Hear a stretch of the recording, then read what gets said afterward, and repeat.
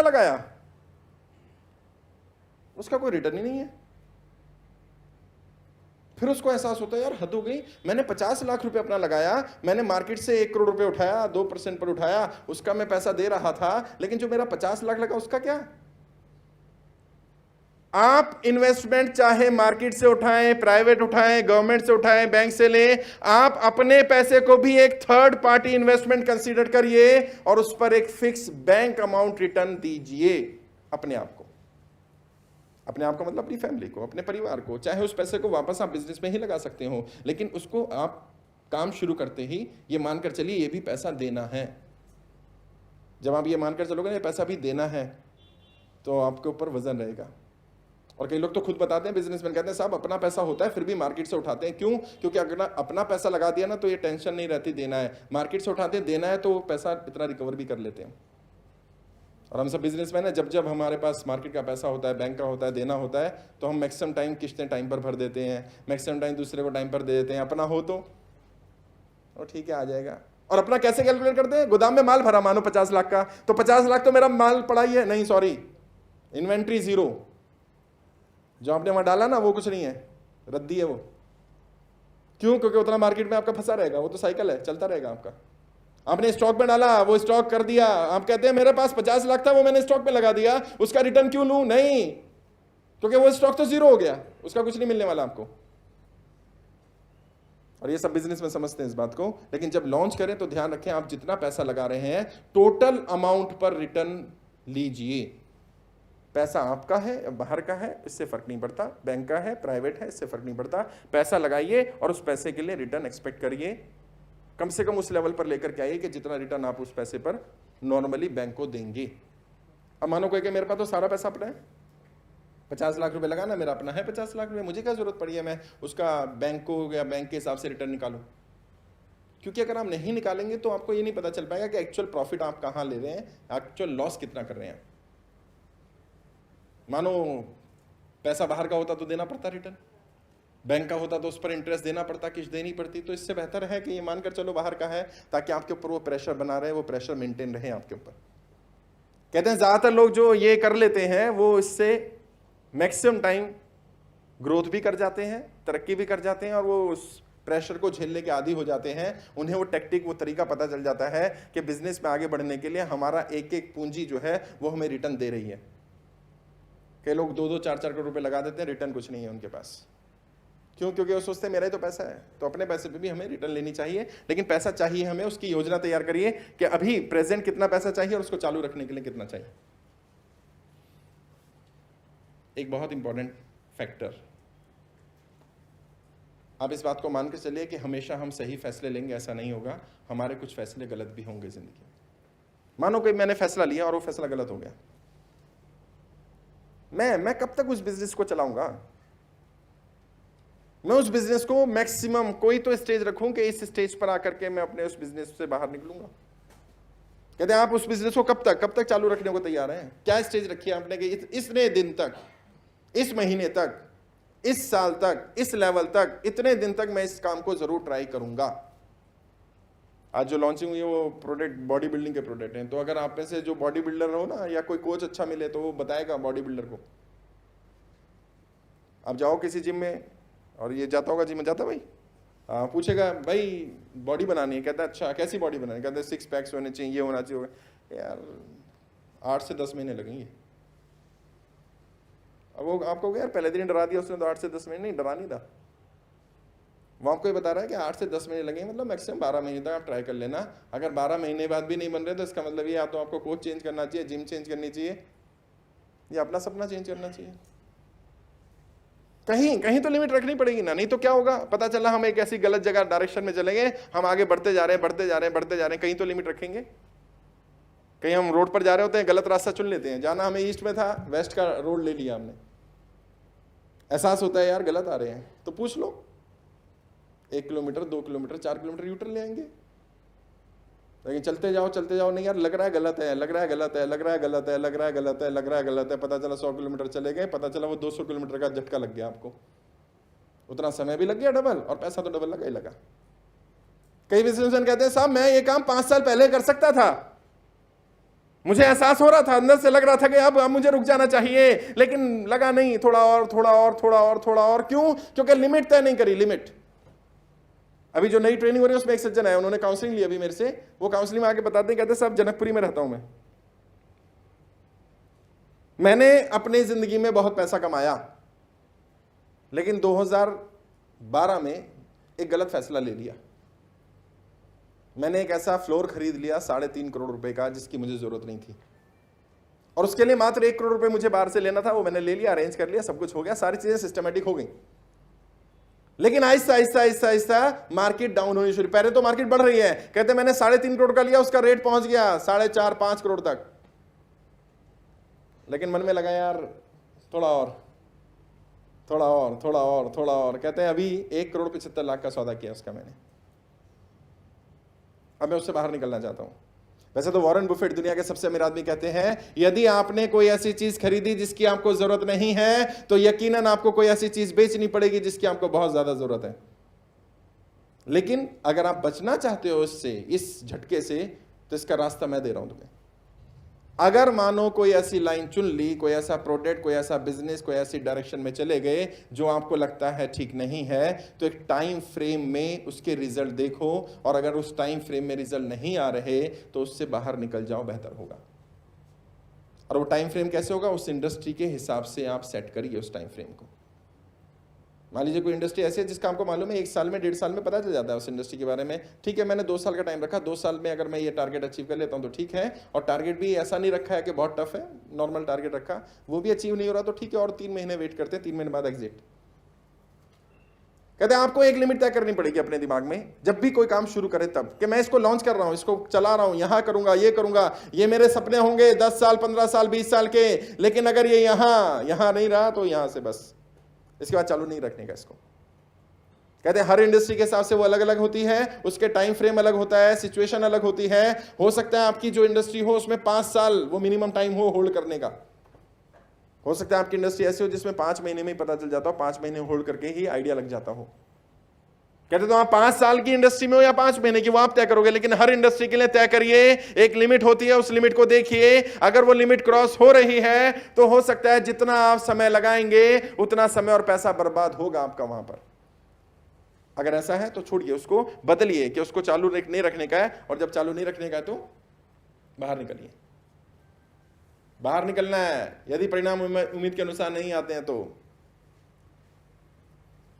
आपने अपने तरफ से तय किया, मैंने अपने परिणाम रखे, मैंने चालू रखा, अब चालू नहीं रख पा रहा तो क्या करूं? बाहर निकल जाओ। क्या लोग कहते हैं साहब इमोशंस का क्या, साहब मेरी इच्छाओं का क्या, मेरे सपनों का क्या? जब व्यापार करना चाहिए तो प्यार नहीं करना चाहिए, और प्यार करना है तो फिर व्यापार नहीं करना चाहिए। बिजनेस में इमोशन के लिए कोई जगह नहीं है। हो सकता है आपने बड़े चाव से वो दफ्तर बनाया हो जिस दफ्तर में आप बैठते हैं, आपने एक एक ईंट अपने पसंद की लगाई हो, उसमें एक एक डिजाइन, एक एक चीज आपने ऐसी चुनकर लगाई हो कि एंटीक है एक एक चीज, और ऐसी चीज है कि इसके बिना आपका दिल लगेगा नहीं, आपका दिन पूरा होता नहीं है। बाहर क्यों? इमोशंस की जगह नहीं है। आप जो लोग मेरे ऑफिस आए, दिलशाद में मेरा ऑफिस है, शर्मा जी बैठे आए हैं, और भी कई लोगों ने देखा होगा मेरा ऑफिस दिलशाद का। हमें सीपी में ऑफिस लेना है, अब मैं तो एक ही हूं इकलौता, उसको बैठना कहां पर है भाई? आपको सीपी में लोग आपसे मिलने आएंगे, आपकी ट्रेनिंग भी होती है, आपसे मिलेंगे भी, सुबह शाम तक लोग मिलेंगे, और दिलशाद लोगों को दूर भी पड़ता था, कई लोगों ने कहा भी था दूर पड़ता है। लेकिन अगर आप मेरे ऑफिस आओगे तो आप देखोगे मैंने बड़ी चाव से उस ऑफिस को तैयार किया है। ऑल्दो वो खरीदी हुई जगह नहीं है, बट ऑफिस बड़ा चाव से बनाया। बड़ा सा टेबल, मतलब 15 फुट का टेबल है, बड़ी सी सीनरी, पीछे राष्ट्रपति भवन, मेरा सपना। हाँ, एक एक चीज चुनकर लगाई गई, एक एक कलर, एक एक कारपेट का कलर, एक एक चीज। वहां पेन भी रखा है तो उस पर राष्ट्रपति उनकी फोटो है। कितने इमोशन यार। जिस सपने को आप देख रहे हैं, सोते जागते उठते बैठते वो सपना चल रहा है, और आज आपको पता चलता है कि आपको उसको छोड़ने का है। क्यों? नीड ऑफ द आवर यही है, आज की जरूरत यही है, आज आपको बदलना है उसको। अब आप इमोशन लेकर के वहां बैठे रहिए, और जो खो रहे हैं वो खोते रहिए, या वो पाने के लिए जो आप पाना चाहते हैं तो कुछ खोने के लिए तैयार रहिए। कई बार ऐसा होता है दोस्तों, लॉन्ग जंप करते हैं ना, लॉन्ग जंप प्लेयर को सिखाया जाता है, अगर 4 कदम आगे बढ़ना हो तो कई बार 2 कदम पीछे हटना समझदारी होती है। नहीं, मैंने काम शुरू कर लिया, मैं पीछे कैसे हट सकता हूं? मैंने शुरू किया, मैंने लोगों को बता दिया, मैंने इतना बड़ा प्रोग्राम किया था जब इसको लॉन्च किया था, मैंने इतना बड़ा लोगों को गैदरिंग किया था, मैंने इतना सब किया था, लोग क्या कहेंगे? जब बंद हो जाएगा तो तब लोग क्या कहेंगे यार? लोग रोटी खाने को नहीं देंगे हमें। और मैंने आपको बताया था दुनिया का सबसे बड़ा रोग क्या कहेंगे लोग क्या कहेंगे, ये परवाह नहीं, ये तो सबसे बड़ी बीमारी है यार। आप क्या कहते हैं? अगर आपका दिल और दिमाग ये कह रहा है कि आपसे एक गलत फैसला हो गया, स्वीकार करिए उस गलती को कि मुझसे एक गलती हुई, और उस गलती को स्वीकार करने का सबसे पहला पैरामीटर होता है उस गलती को सुधारना। खाली स्वीकार करना नहीं, मुझसे गलती हुई, मैंने कुछ गलत किया, मैंने बोल दिया कि ठीक है यार मुझसे गलती हो गई, मैं मान लेता हूं, लेकिन मैं ये गलती करता रहूंगा नहीं। फिर गलती का मानी मैं तो अड़ रहा हूं अपनी बात पे कि मैं ये गलती मानता हूं कि मुझसे गलती हुई और उस गलती को मैं कर रहा हूं। नहीं, गलती को सुधार लेना ही गलती की माफी है कि आप उसको सुधार लीजिए, बंद करिए उसको, रखिए इमोशन साइड में, कोई बात नहीं, बंद करिए उसको। आज की जरूरत है, आज बंद करना है, आज आपको अपनी जगह बदलनी है। थोड़े दिन बाद 2, 4, 5, 10, 1 महीने, 1 साल, कुछ दिन बाद आपको एहसास होगा वो सही हुआ मेरे साथ। अगर मैंने वो फैसला नहीं लिया होता तो आज मैं जहां हूं मैं वहां नहीं होता। और ये हमारी जिंदगी में हर रोज होता है। सब समझदार है, मैच्योर है।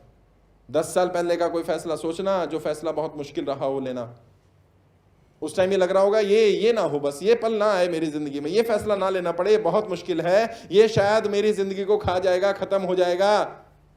लेकिन आज लगता है कि शायद वो सही हुआ, वो होता नहीं होता तो मैं यहां नहीं होता।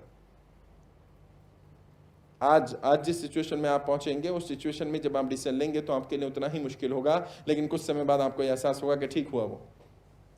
कहते बंद करिए, अगर आपको लगता है नहीं है तो बंद करिए इसको, बिना सोचे समझे, सेकंड थॉट नहीं देना। एक बार आपने दिमाग में कह दिया कि यस अब इस पर नहीं करना है, इससे निकलना है, निकल जाइए बाहर, अब मत सोचिए आगे, सेकंड थॉट देने की जरूरत नहीं है। क्या ऐसा तो नहीं है आप लॉन्चिंग की बात कर रहे हैं, प्रोडक्ट शुरू किया है अभी, और हम एक छोटे से बच्चे से बहुत ज्यादा उम्मीद कर रहे हैं? कहीं ऐसा तो नहीं है क्या जो हम काम करने जा रहे हैं, जिस प्रोडक्ट की जो लॉन्चिंग हो रही है, उस लॉन्चिंग के समय पर ही हम उसको मान बैठे हैं वो बड़ा हो गया है? कहीं ऐसा तो नहीं है जहां हम आज हैं और जहां हम पहुंचना चाहते हैं, हमने वो गैप अपने दिमाग में खत्म कर दिया है और हम ये मानकर चलते हैं कि हम जहां पहुंचना चाहते हैं वहां पहुंच गए? नहीं। अगर बिजनेस की शुरुआत की है तो शुरुआत में वो बच्चा है, उसको बच्चा रहने दीजिए। शुरुआत में कुछ गलतियां होंगी, आपसे भी होंगी, आपकी टीम से भी होंगी, उनको वो गलतियां करने दीजिए। अक्सर बच्चा जब चलना शुरू करता है ना तो हम उसको बोलते हैं पकड़ लो भाई, पकड़ लो, गिर जाएगा गिर जाएगा गिर जाएगा। अगर कोई माँ बाप अपने बच्चे को पकड़ ले ना और गिरने ना दे तो यकीनन वो कभी चलने नहीं देंगे उस बच्चे को।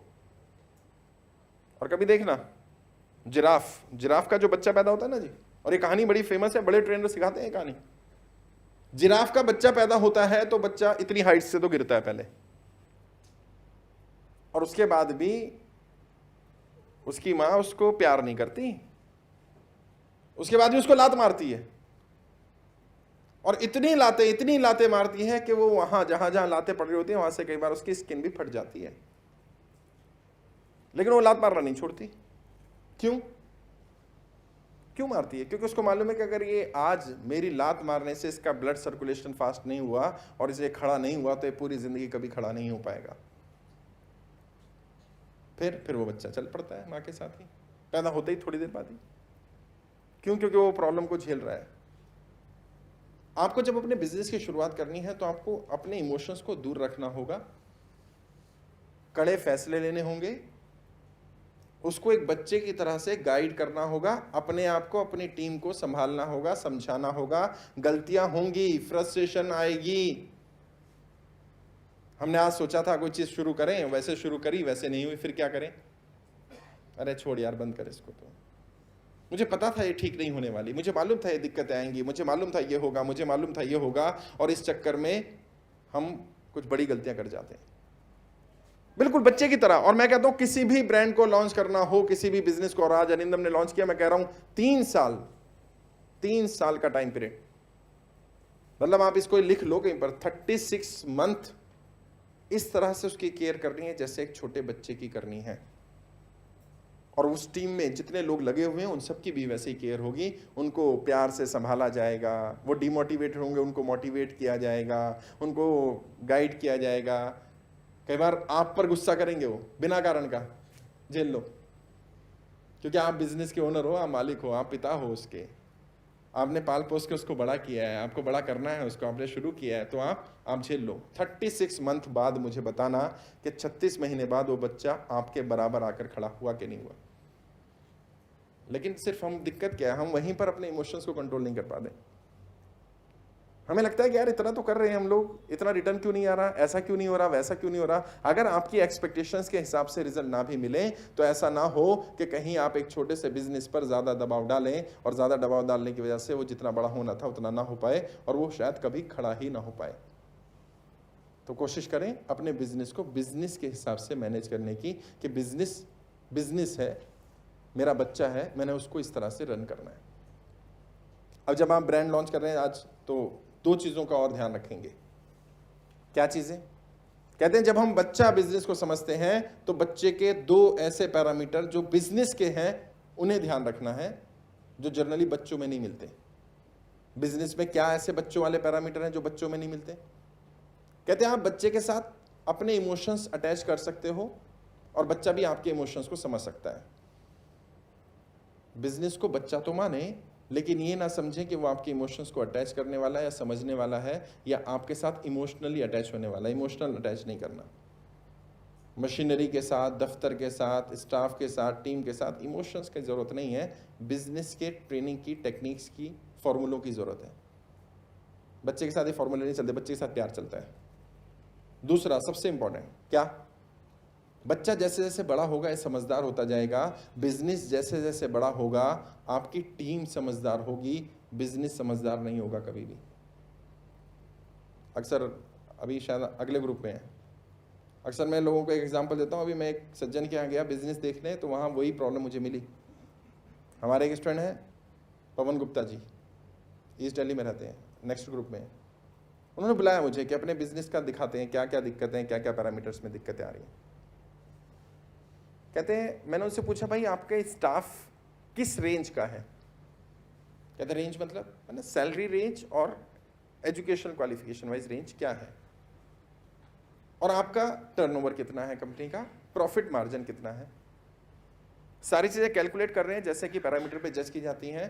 किसी भी इंडस्ट्री में स्टाफ की सैलरी का पैरामीटर या सैलरी परसेंटेज कितना होना चाहिए, हमारी टर्नओवर का या हमारे प्रॉफिट का कितना परसेंट होना चाहिए किसी भी इंडस्ट्री में। वैसे तो हर इंडस्ट्री में वेरी करता है, लेकिन जब आप स्टाफ को देखते हैं कि मेरा स्टाफ, मेरी टीम के लोग किस लेवल पर होंगे, तो आपको कुछ स्टैंडर्ड नॉर्म्स फॉलो करने पड़ेंगे। दुनिया के बड़े बड़े बिजनेसमैन बताते हैं कम से कम आपकी टोटल प्रॉफिट का 10% सैलरी में जाना चाहिए, या टोटल टर्नओवर का 2% कम से कम सैलरी होनी चाहिए। हैरानी हुई देख करके कि टोटल टर्नओवर का 0.2% भी सैलरी नहीं है, और फिर कहते हैं मेरी टर्नओवर बढ़ नहीं रही। क्यों? क्योंकि मान लिया ना बच्चा है ना, परिवार है, फैमिली है, नहीं, यहाँ इमोशंस की जगह नहीं है।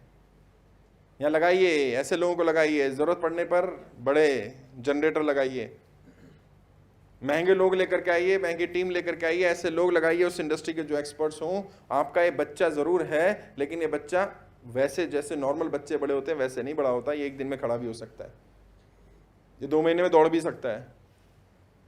इसको 2 साल नहीं चाहिए दौड़ने के लिए, 2 महीने में भी दौड़ सकता है। आप देखिए आपको अपनी इंडस्ट्री के हिसाब से क्या करने का है, लेकिन अपने इमोशंस को कंट्रोल रखिए। अपने इमोशंस को ये मत समझिए कि बिजनेस आपसे इमोशनली अटैच हो जाएगा और बिजनेस आपका अपने आप सेल्फ डिपेंड हो जाएगा। आपकी टीम सेल्फ डिपेंड होनी चाहिए, आपका बिजनेस अपने आप ही उस टीम संभाल लेगी। और पता है, बड़े बड़े बिजनेसमैन पूरा जीवन अपना बिजनेस खड़ा करने में गुजार देते हैं, लेकिन वो टीम पर काम नहीं करते। और अच्छे बिजनेसमैन बिजनेस पर ज़्यादा काम नहीं करते, वो टीम पर काम करते हैं, और वो टीम बिजनेस को संभाल लेती है। और ऐसे ऐसे संभाल लेती है। कई बिजनेसमैन ऐसे हैं, बताते हैं, और हो सकता है मैं आपसे मिलवाऊं। यहाँ कई बिजनेसमैन हम प्लान कर रहे हैं जो हर महीने आएंगे, अपनी जर्नी बताएंगे। जैसे गेस्ट हमारे आते हैं आधे घंटे पौने घंटे में, और वो अपनी जीवन के बारे में बताएंगे। तो वो बताते हैं कि मैं जिस दिन दफ्तर में जाता हूं उस दिन काम ही नहीं होता मेरे यहाँ। अब यहाँ बिजनेसमैन बैठे हैं, उनसे पूछो भाई साहब, जिस दिन दफ्तर या फैक्ट्री जाते हो उस दिन काम होता है? कहते हैं उसी दिन होता है जी, जिस दिन जाते हैं उसी दिन होता है। और बड़ा बिजनेस कहना है जिस दिन जाता हूं उस दिन होता ही नहीं। कहते भाई फिर जिस दिन तुम जाते हो उस दिन होता क्या है? कहते उस दिन तो लोग फोटो खिंचवाते मेरे साथ, ऑटोग्राफ ले रहे होते मेरे, उस दिन काम नहीं होता। काम तो उस दिन होता है जिस दिन मैं नहीं जाता। कहते अच्छा, तो ऐसा क्या करते हो? कहते मैं अपनी टीम को इस लेवल पर तैयार करता हूं कि मेरी टीम मेरी एब्सेंस में काम संभाल लेती है। जब मैं जाता हूं तो टीम के लिए बहुत बड़ी बात होती है कि मैं आया हूं। मैं यही चाहता हूं कि आप सब लोग यहां बैठे हों या कहीं भी बैठे हों, इतने रिलैक्स माइंड से बैठे होने चाहिए कि आपके एब्सेंस में आपका काम चल रहा हो। और जिस दिन वो टारगेट आपने अचीव किया ना, कि उस दिन आपको खुद ही एहसास होगा कि आप बिजनेसमैन बन गए। हमारा ये सफ़र यही है, ऐसे ही चलने वाला।